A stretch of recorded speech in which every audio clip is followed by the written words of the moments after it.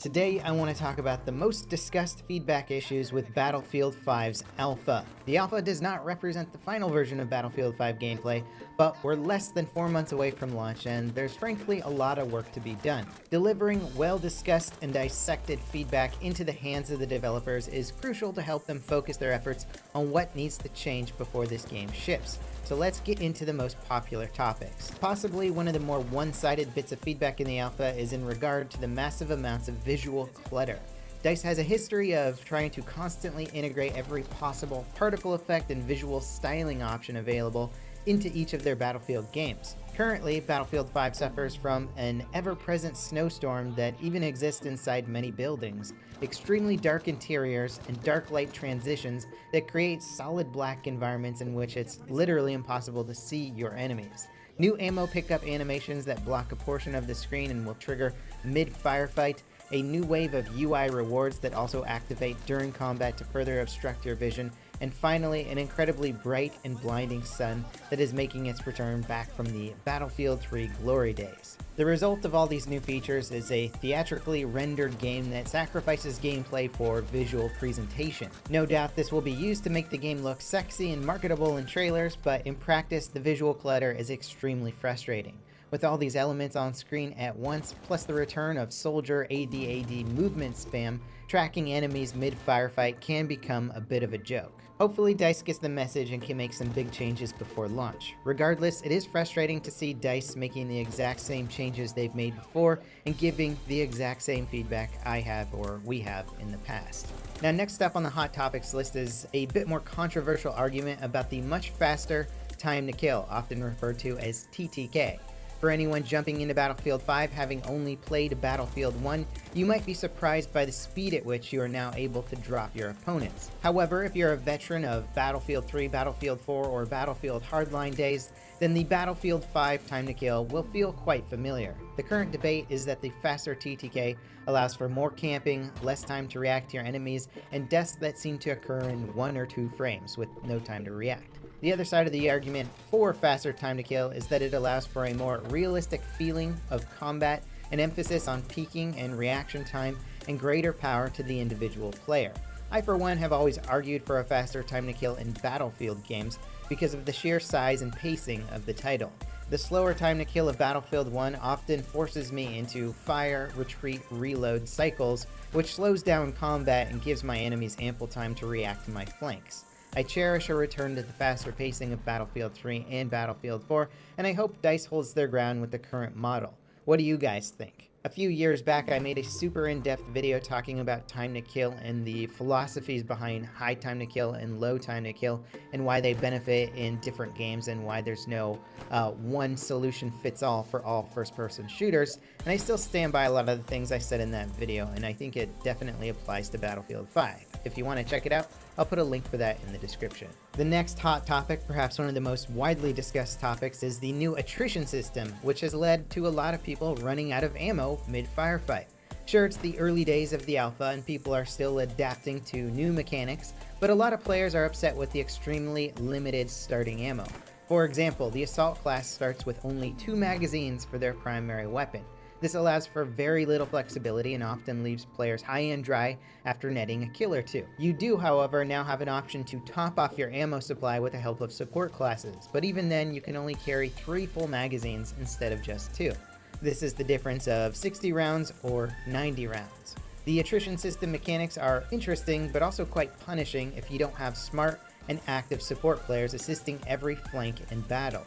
I think DICE should bump the starting ammo count to 3 magazines instead of just 2, and continue testing from there. I actually really like the bigger emphasis on logistics, but I think they may have made it too punishing of a system in its current state. The running joke in Battlefield games is that the support classes are usually oblivious to their obligations, and you can spend minutes chasing them around requesting ammo without ever getting any. To put a bigger emphasis on the ammo distribution really isn't going to change the way that support players play the game, but instead will cause players to run out of ammo just a lot more frequently.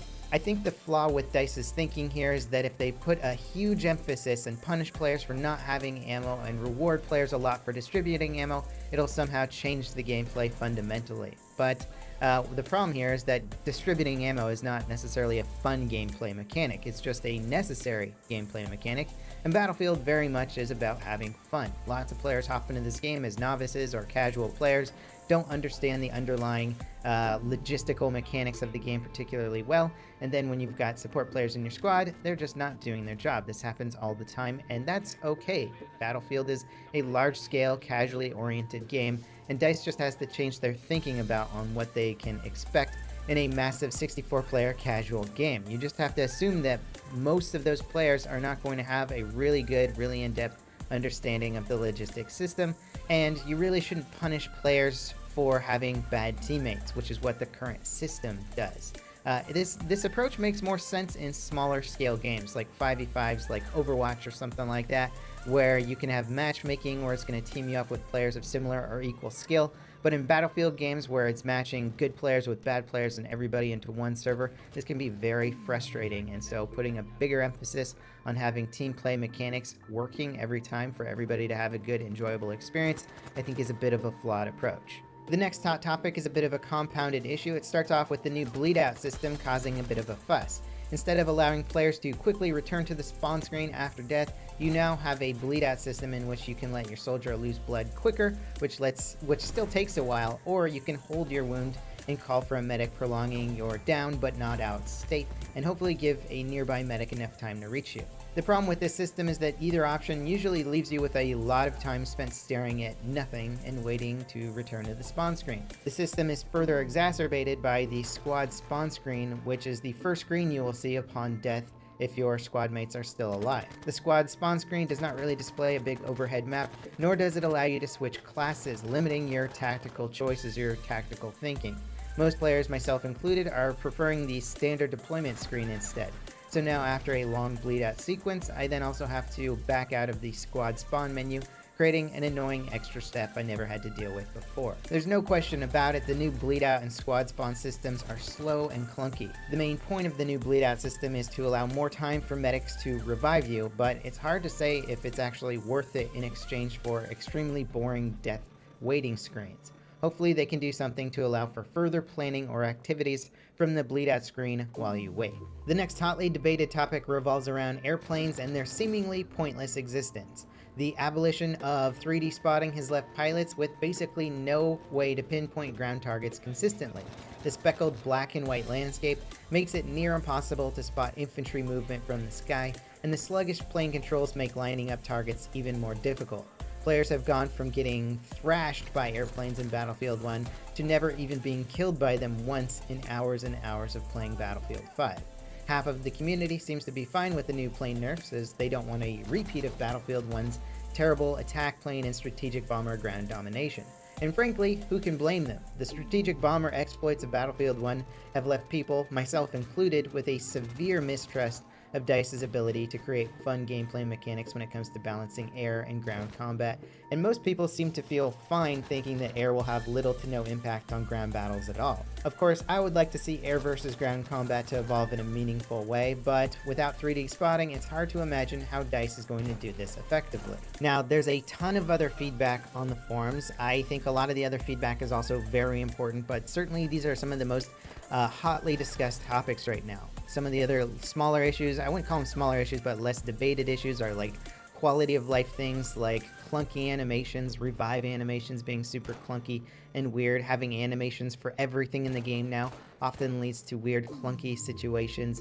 The new spotting system that auto marks people out is a little bit weird and still spots people through particle effects and smoke. There's lots of other little things going on there, and I recommend checking out the feedback forums for yourself and weighing in on debates, especially if you've played the alpha. If you haven't played the alpha, maybe hold off for a bit. I'm sure DICE will be doing a bunch more alphas and betas before launch, but it's important to sort of weigh in, take note, put your arguments down there in writing, and let the developers figure out what they want to do with the game for launch.